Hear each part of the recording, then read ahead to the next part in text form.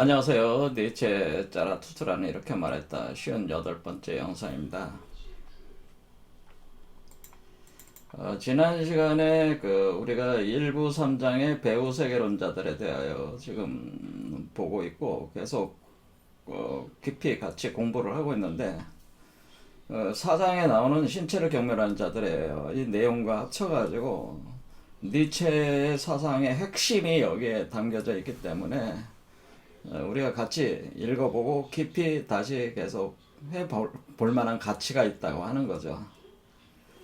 그래서 니체가 얘기하는 것은 뭐냐면은 기존의 서양 철학, 그러니까 화이트헤드가 얘기했듯이 기존의 서양 철학이라고 하는 건 플라톤에 대한 각주라고 하는 각주인데, 그 플라톤 철학은 이데아 철학인데, 이게 이데아라고 하는 것은 기본적으로 이원론적 철학이라고 하는.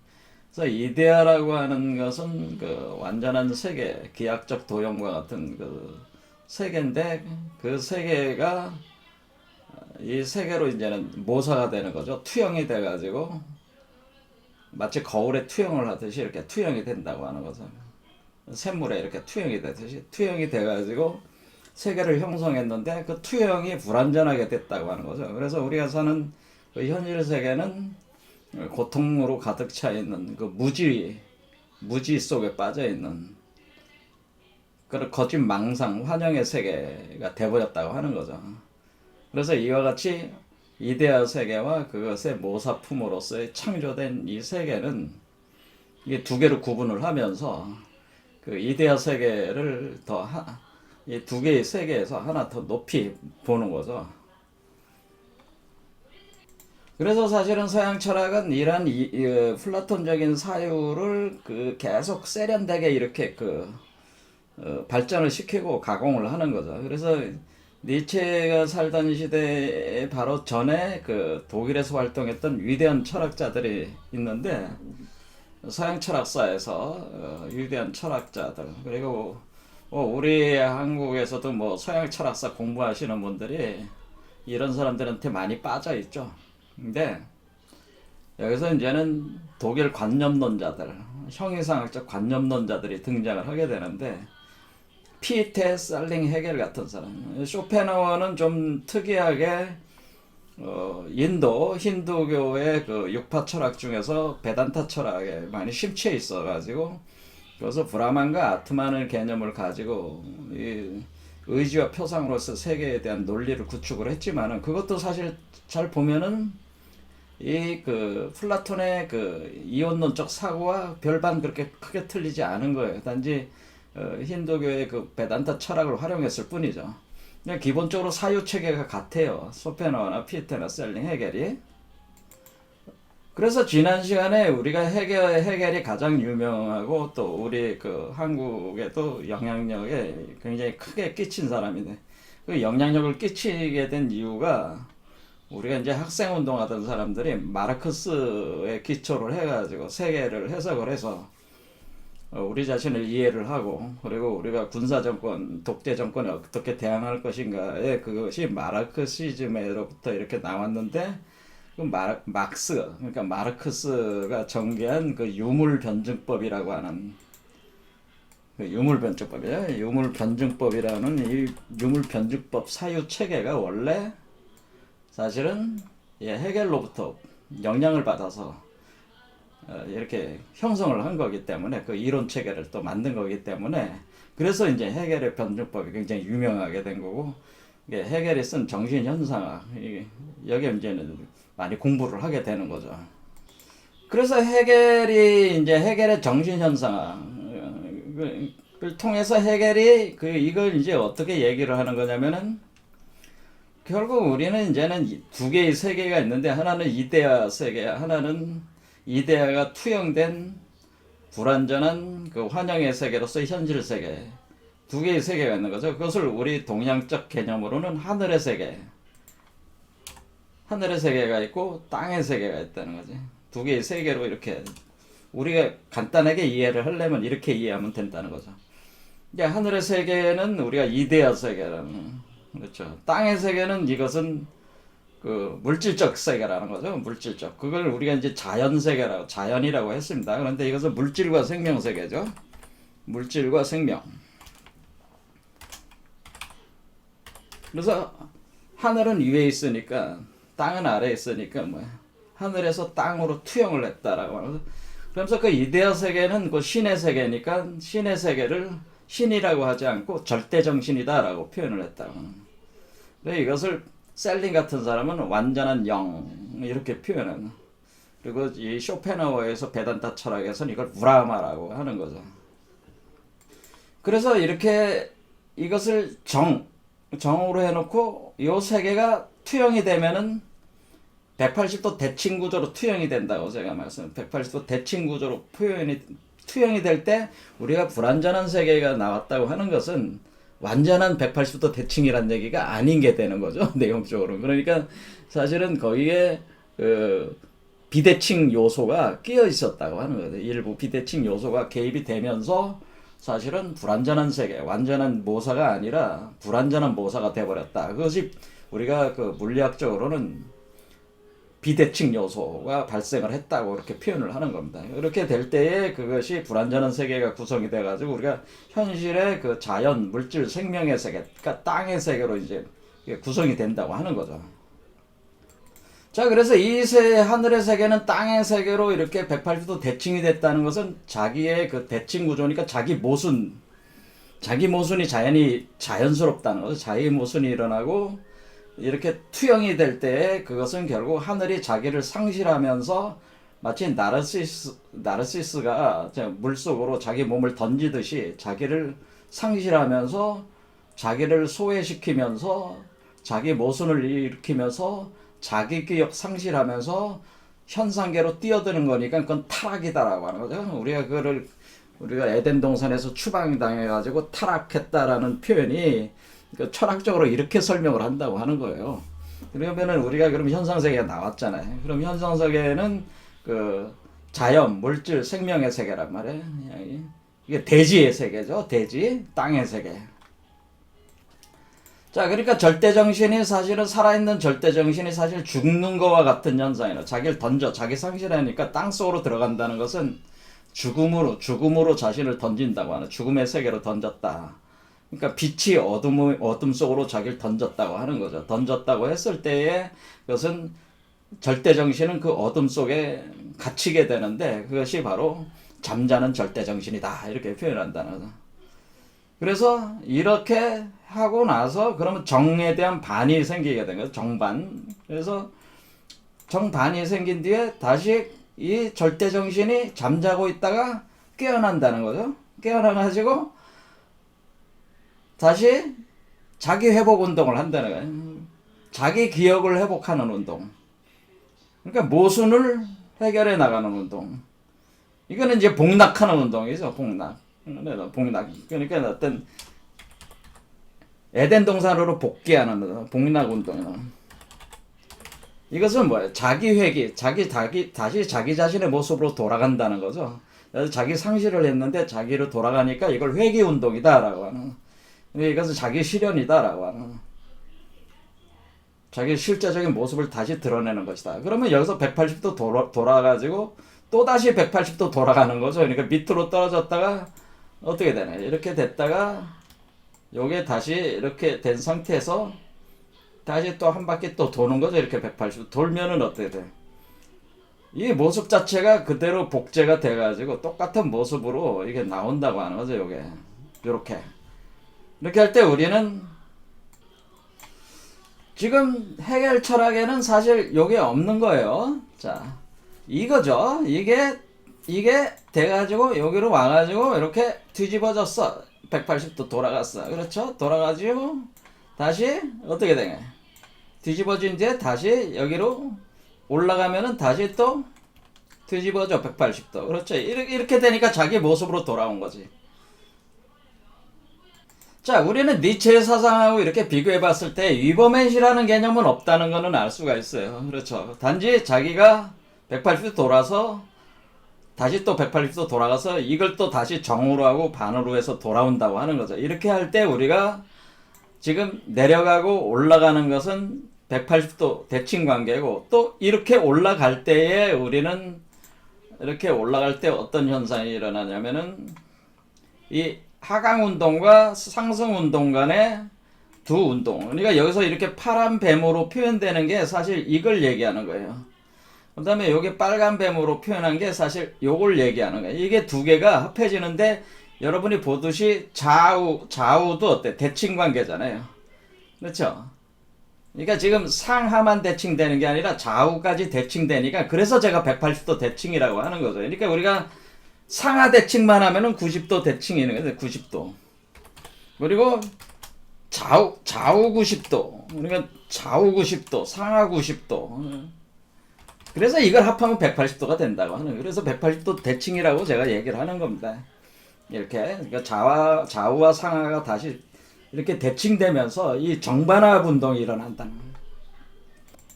자, 그러면 하강 운동과 상승 운동이 서로 섞여 들어가면서 정반합의 운동을 하는 거죠. 자, 여기 보면은 우리가 빨간 게 정이고 파란 게 반이다. 정반합. 이렇게 만나는 지점이 합이다. 그러면 정반합. 다시 반이 정이 되고 요게 이게 반이 정이 되고 정이 반이 돼서 정반합 또 합하는 거죠. 정반합, 정반합, 정반합. 이런 식으로 정반합.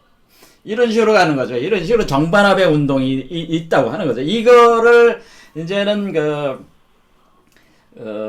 헤겔은 뭐라고 얘기하나요? 이거를 이제는 변증법적 운동이라 이렇게 표현을 하고 이것을 정반합의 변증법 운동인데 이 정반합 변증법 운동이라고 하는 이 과정 자체가 인간의 인류 역사에서 이제 드러난다고 하는 거죠. 그러니까 인류 역사가 이렇게 상승 진화한다고 하는 그런 생각을 가지고 있는 거예요. 이게 발달하고 있다, 진보하고 있다 이런 생각이 있는 거죠. 그러니까 인류 역사는 계속 낮은 수준에서 높은 수준으로 이렇게 상승해 가고 있는데 상승해 가고 있는 과정 자체가 바로 이런 운동을 통해 정반합의 운동 이런 개념을 통해 가지고 한다는 거예요. 그러니까 요 구조를 가지고 우리가 헤겔 사상도 우리가 이해할 수가 있는 거죠. 그런데 문제는 뭐예요? 지금 여기서는 이 위버맨시가 포태된다는 개념이 없는 거란 말이에요. 그렇죠. 지금 헤겔이라든가 셀링 피테 같은 사람들은 뭐야? 이 포태되는 존재로서의 가가 없는 거죠. 그러니까 지금 뭐만 있는 거야? 이게 지금 헤겔 사상은 지금 천지만 있고 인이 없다는 거죠. 우리는 우리 한국 사상은 어때? 천지인 삼재 운동을 기본으로 하고 있는데 이것은 뭐예요? 우리 한국 사상이래요. 한국 사상. 자, 그러니까 우리 한국 사상이라는 관점에서 볼 때는 헤겔 사상은 굉장히 불완전한 사상이라는 거지. 음양만 있어. 음중양, 중이 없어. 우리 한국의 태극은 삼태극이잖아요. 그렇죠. 그러니까 우리는 음과 양이 합해서 만들어지는 그 요소로서의 음중양, 음양의 중도에 대한 개념이 없단 말이야, 지금 여기에.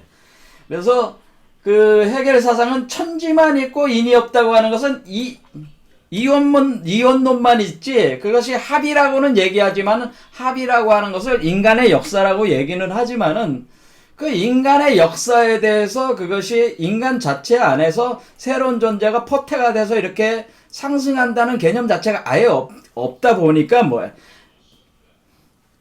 사실 알맹이가 없는 얘기가 돼버린 거예요. 그러니까 니체가 위버맨시가 있다고 하는 것은 이런 과정 속에서 니체는 뭘 깨달은 거야.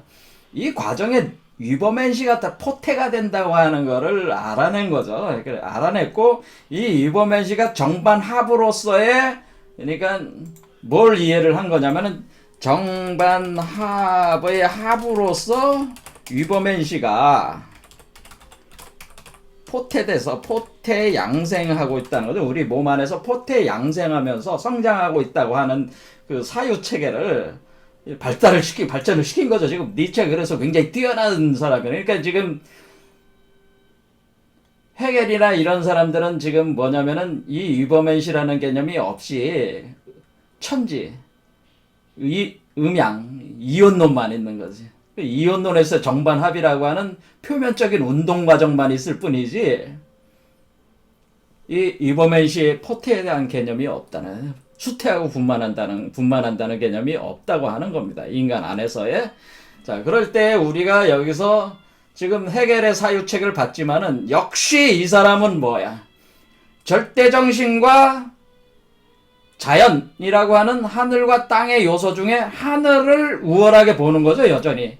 내가 절대정신이 자기를 방출한 뒤에 다시 흡수해드리는 거니까 이거는 철저한 이원론이지. 그러니까 헤겔도 말은 정반합이라고 하지만은 합이라는 요소가 상당히 약화되어 있는 상태에서의 철저한 그 하늘 이데아 우위 사상을 갖게 돼. 얘기를 한 거죠. 그러니까 지금 이원론이라는 걸 어디에서 해소를 시키려고 한 거예요? 이데아가 주인이다라고 하는 거죠. 이데아가 주인이니까 현상을 방출했다가 다시 끌어들이는 이 주인으로서 이데아가 하는 것이니까 이 현상계는 이데아의 하나의 하부 구조가 되는 거죠. 이런 거를 이제는 보통 얘기하듯이 상부 구조가 하부 구조를 구축한다. 이렇게 해서 하부 구조를 구축한다. 이렇게 이제 얘나 상부 구조가. 그러니까 이데아 세계가 하부 구조를 구축하는 개념이다. 그러니까 이데아 중심의 사고다라고 하는 거죠. 그러면 여전히 이 의식이 변한 건 아니잖아요. 현상계는 그냥 그 이데아의 하나의 파생물일 뿐이잖아요. 그렇죠. 이데아가 역시 중심이잖아요. 그러니까 이거는 역시 플라톤 사고의 이데아 우위의 그 사유 체계라고 하는 거예요. 그러니까 이거는 근본적으로 이원론을 해결하는 방식이 아니라는 거죠, 이게.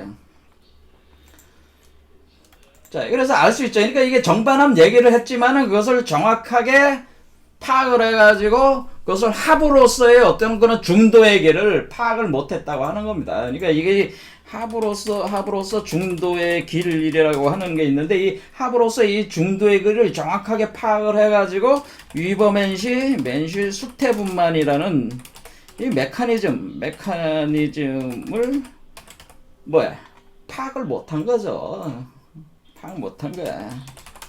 이게 서양의 지금 관념론적 형이상학자들이 여기에 머물렀다고 하는 거예요.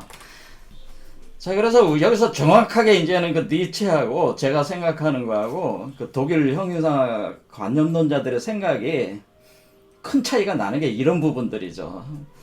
자, 그러면은 우리가 여기서 그러면은 이 부분, 그러니까 이것을 우리가 이제 변증법이라고 있는 거죠. 변증법, 정반합 변증법, 합의 변증법. 이렇게 돼 있어.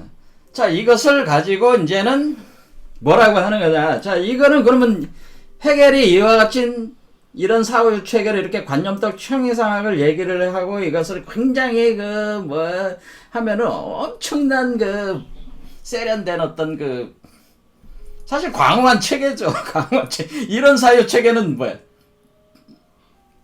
사실 플라톤의 이데아 사상을 더욱더 심화시킨 거죠. 아리스토텔레스와 같은 그런 거는 어느 때문에 사실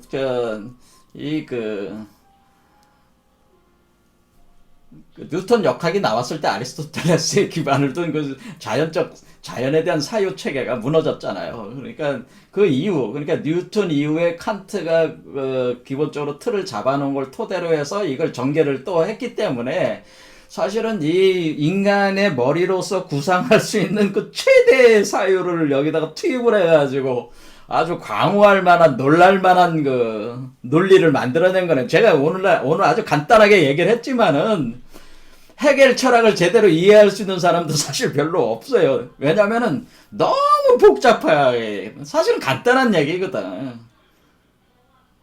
제가 볼 때는. 근데 이 서양 사람들은 별로 중요하지 않은 거 가지고 대단한 거 같이 그거를 매달리는 그런 게 있어요. 그래서 사람들을 할만한 미로 속을 헤매게 만드는 재주들이 있어가지고 거기에 한번 빠지면 헤어나오질 못해. 사람을 질려버리게 만드는 그런 사람들이 이제 이 헤겔 같은 유의 철학자들이 그런 철학자들이다 그런 거.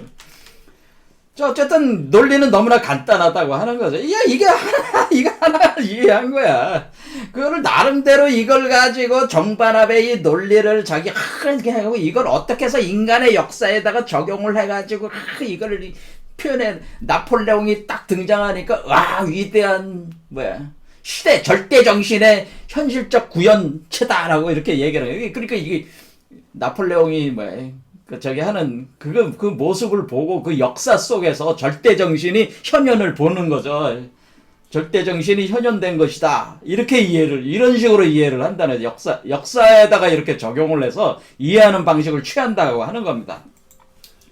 그런데 그거를 이제는 굉장히 비판적으로 그걸 이제 한 사람이 바로 마르크스라고 하는 겁니다. 마르크스가 볼 때는 그거 다 개똥 같은 헛소리들 가지고 하지 마라 그게. 그 한마디로 뚱구름 잡는 얘기를. 그럼 마르크스는 뭐야? 절대 정신이 아니고 뒤집어. 물질, 자연, 생명이 더 본질이야. 그러니까 마르크스는 어떻게 한 거예요? 마르크스는 이걸 뒤집어 버렸어요. 뒤집어 가지고 정반합 변증법은 그대로 가져오되 이게 뭐라고 하냐? 하부 구조가 상부 구조를 구축한다. 그러니까 만든다는 얘기죠. 그러니까 이게는 하늘이 상부 구조 이데아가 물질 세계를 만든다는 거지만 이거는 뭐야? 물질 세계가 이데아를 형성해낸다고 하는 이것이 인간의 발달의 단계다라고 표현한 거예요. 사실 그건 틀린 얘기는 아니죠. 이게 상승적인 관점으로 볼 땐 인간이 그 물질적인 생명 구조에서 서서히 정신이 분화가 돼 나오면서 인류 문명이 발전하는 것이 이것은 마르크스적인 사고 체계에서 틀린 얘기는 아니란 말이야. 이쪽 한 면을 본 거지, 이쪽에. 그렇죠. 그러니까 뭐야? 이거는 지금 땅, 물질, 자연, 생명을 이 아래쪽을 우위에 본 거예요. 그리고 해겔은 위쪽을 우위로 본 거예요. 그러면 우리가 제가 말씀을 드리기를 이거를 우리가 차크라로 보면 1, 2, 3이라고 하는 것을 우리가 물질로 보면은 이 물질과 자연과 생명의 세계가 위의 세계를 파생시켜 나가는 것이다. 거기 안에 내재된 것을 분리를 시켜 나가면서 분화시켜 나가면서 진화시켜 나가는 것이 흐름이다. 그것을 뭐에다가 적용을 한 거예요. 이것을 마르크스는 아담 스미스의 국부론을 기초로 해가지고 자본주의, 당시의 그 자본주의죠. 자본주의 그 산업혁명의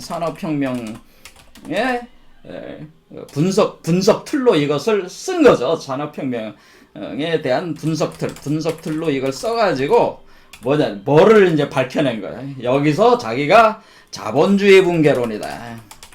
를 만들어낸 겁니다. 이 사람이 이제는 경제학에다 그 분석 툴로서 경제학을 쓴 거죠.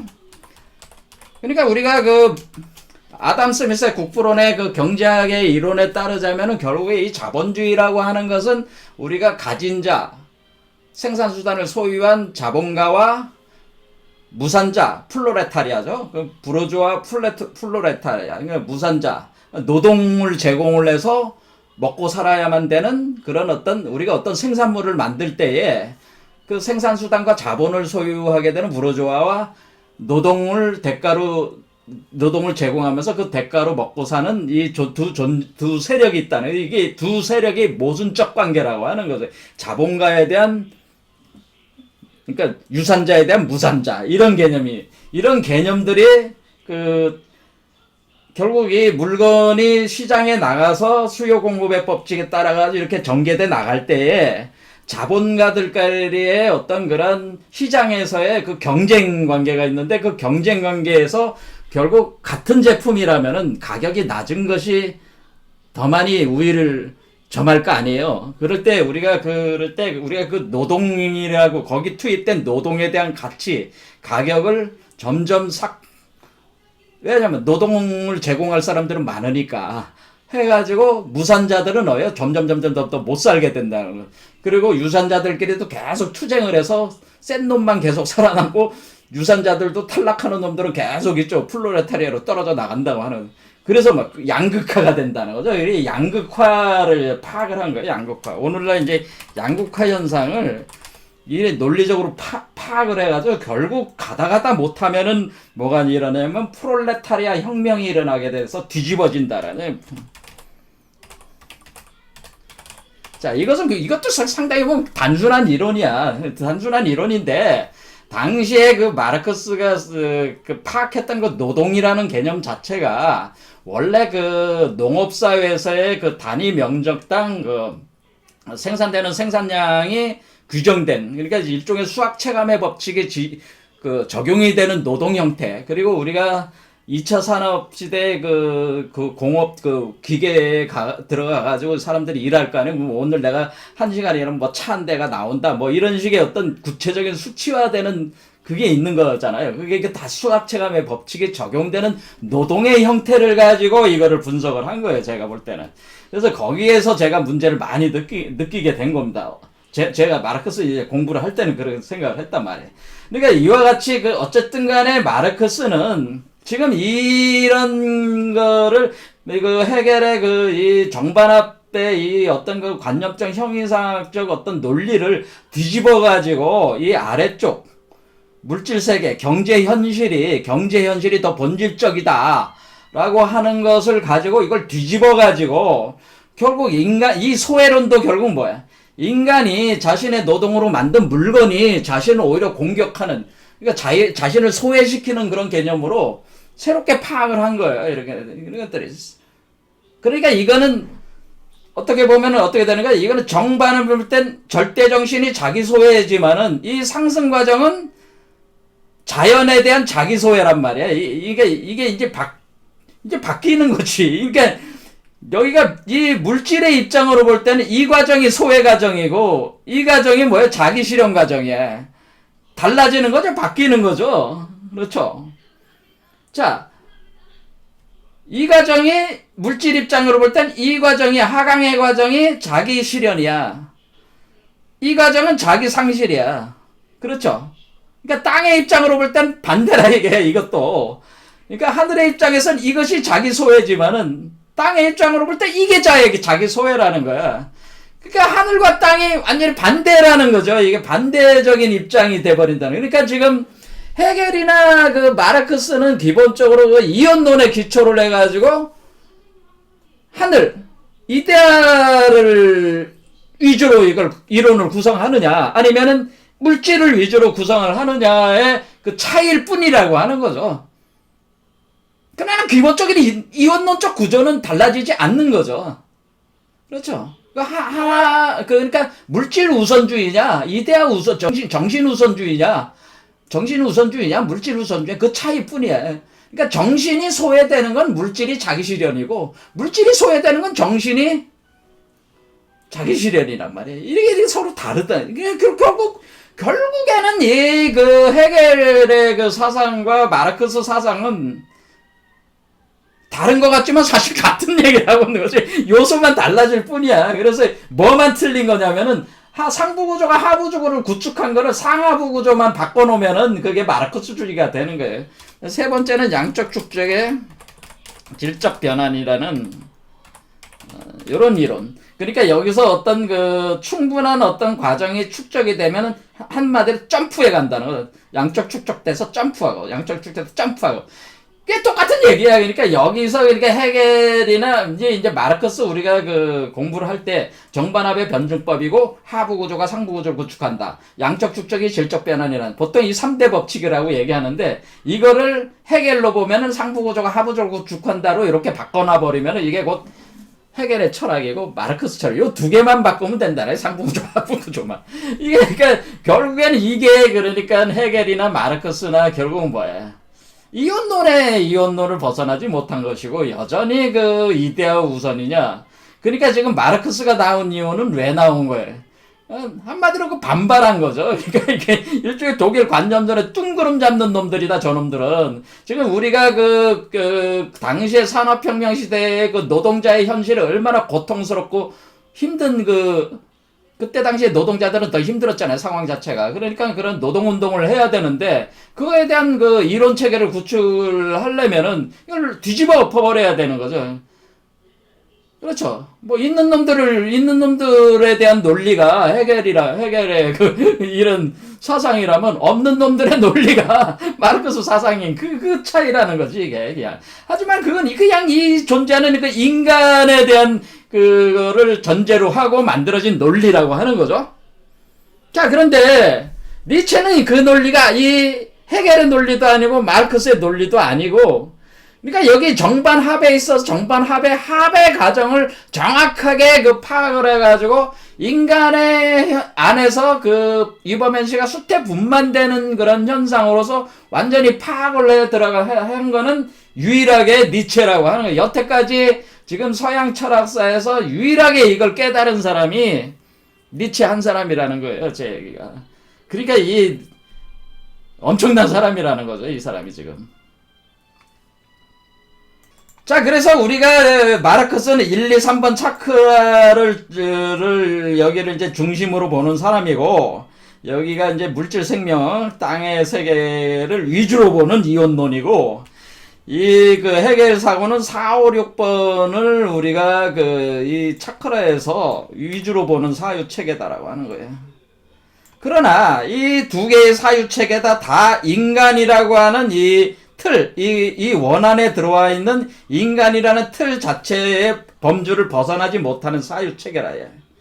근데 니체가 얘기하는 거는 그 인간이라고 하는 이 존재로부터 포태돼서 나오는 이 유버맨시가 이 틀을 벗어나게 된다고 하는 거죠. 틀을 벗어나는데 우리가 결국 이 내용성만으로 보면은 밑에서부터 이렇게 올라가는 거잖아요. 이 사실은 이 헤겔 이론도 뭐예요? 헤겔 이론도 원래 절대정신의 자기회귀 운동이고, 그리고 마르크스도 원래 1부터 6번까지 올라가는 운동이야, 운동 자체는. 하지만은 지금 마르크스는 아래가 바탕이 돼가지고 기반이 돼서 위로 올라가는 운동이고, 헤겔 운동은 뭐예요? 이게 중심이 돼서 이렇게 한 바퀴 돌리는 운동이다. 그런 이론의 차이일 뿐이라는 거죠. 그것을 우리가 마르크스는 경제학이나 뭐 이런 것들을 요소들을 이용해서 현실 사회경제 논리로 이것을 구성을 해내가지고 이것을 우리가 헤겔 철학을 상당히 손을 봐가지고 재구성했다는 측면에서는 상당히 뛰어난 논리적 사유 철학가다 이렇게 볼 수가 있는 거지. 한마디로 제가 생각할 때는 저는 그런 생각을 합니다. 한마디로 이론을 만드는 거예요, 이론. 이데올로기를 만든다고 봐야 돼. 저도 얼마든지 이데올로기 만들 수 있어요. 머리가 좀 있는 사람들은. 한마디로 이데올로기, 사회 분석 이론 틀을 만든 거예요, 독창적인 이론 틀을. 헤겔도 마찬가지고. 하지만은, 기본적으로 이 틀을 벗어난 게 아니란 말이야. 그런데, 니체가 얘기하는 거는, 결국, 이것도 한 바퀴 돌아서 오는 거고, 막스도 이렇게 올라가는 거지만은, 결국 나왔을 때, 완전히 여기까지 왔을 때, 6번 차크라에 왔을 때, 이때에 우리는 뭐냐면은, 이때 왔을 때, 이렇게 올라가서 끝나는 겁니다. 보통 얘기했다는 거지, 지금. 헤겔도, 이렇게 한 바퀴 이렇게 돌아서 딱 와서, 그럼 끝! 자기 회귀에서 복귀했잖아. 그럼 끝 아니야? 마르크스도 밑에서부터 위로 올라갔잖아. 끝 아니야? 그래, 프롤레타리 혁명이 일어나서 지금 완전히 평등사회가 돼버렸어. 그럼 끝 아니야? 이게 이제 그 과정이지. 끝 아니야? 이렇게 얘기했다는 거죠. 그게 아니라는 거죠. 그게 아니고, 위버맨시가 이렇게 나왔을 때, 그러니까 이제 니체는 이제 위버맨시라는 요소를 이제 얘기를 하면서, 위버맨시가 인간 안에서 수태분만이 돼가지고 다시 땅으로 하강해 가야 된다는 거죠. 그러니까 이렇게 올라갔으니까 내려가야 된다고 하는 겁니다. 그 얘기를 하는 겁니다. 그렇게 할 때 우리는 하늘과 땅, 하늘이 정반, 땅이 정반이 있듯이 사람에게도 정반이 있는데, 여기에 사람이, 그러니까 우리가 정반 합할 때 우리가 이 태극이라고 하는 요 씨앗이 요게 사람의 씨앗이라면은 요게 위버맨시 이렇게 올라왔으면 위버맨시 씨앗이 된단 말이야. 그러면 위버맨시 씨앗이 다시 사람의 씨앗이 되고 사람의 씨앗이 위버맨시가 씨앗이 되면은 궁극적으로 이 가운데서 만나는 거라는 거예요. 제 말씀은 여기서 만나가지고 자 정반합 그러니까 정과, 그러니까 이거죠. 정은, 이거는 상승운동하는 거잖아. 이 인간은 상승운동하고, 위버맨시는 하강운동을 해서, 이 가운데서 만나는 걸로 마무리가 된다고 하는 겁니다. 그래서 이것이, 먼저 어떻게 되는 거예요? 이 위버맨시가 여기까지 와야 되는 거죠. 온 뒤에 이것이 다시 하강운동을 하고, 그렇죠. 이 사람은 다시 상승운동을 하면서, 여기서 만난다고 하는 거죠. 만났을 때 위버맨시가 곧 인간이고, 인간이 곧 위버맨시인.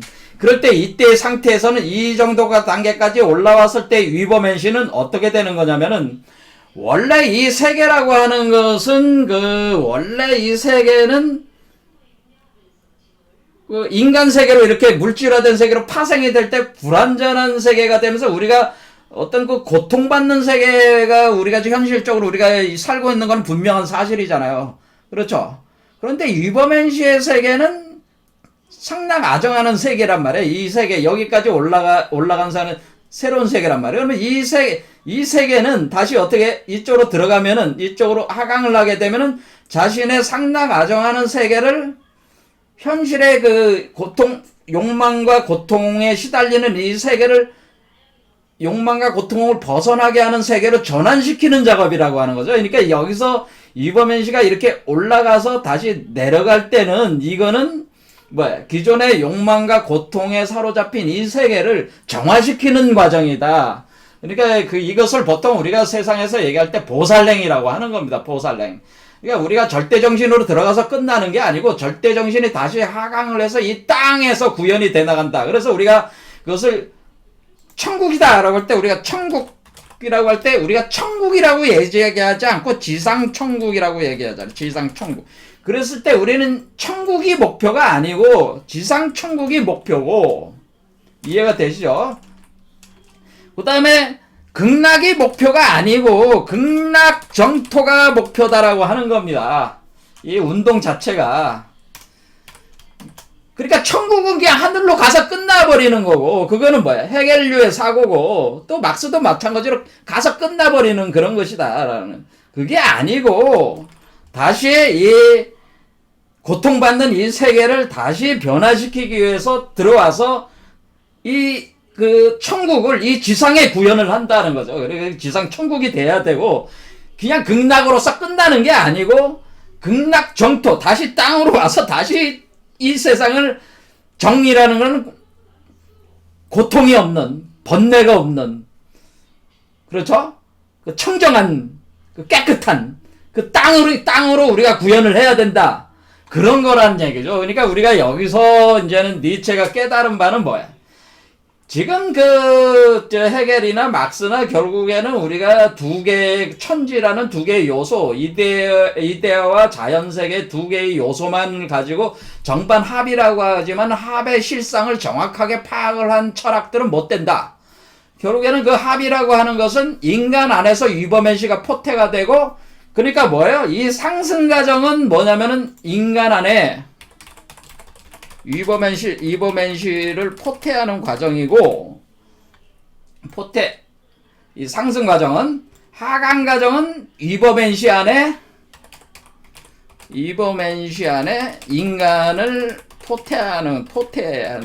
그러니까 위버맨시 안에, 그러니까 우리가 이 상승 과정은 인간 안에 위버맨시를 포태해서 위버맨시를 태어나게 하는 과정이고, 이 하강 과정은 구현된 위버맨시가 위버맨시 안에서 인간을 포태해서 인간으로 내보내는. 그럼 뭐가 돼요? 그럼 위버맨시적인 인간이 되는 거잖아요. 이게 위버맨시로서의 인간이 되는. 그럼 지금 위버맨시가 구성이 돼가지고 내려갈 때는 위버맨시적 인간이 되는 거니까, 이 위버맨시적 인간이라고 하는 것은 그것이 바로 자기 운명을 창조하는 존재로서 위버맨시가 된다는 거죠.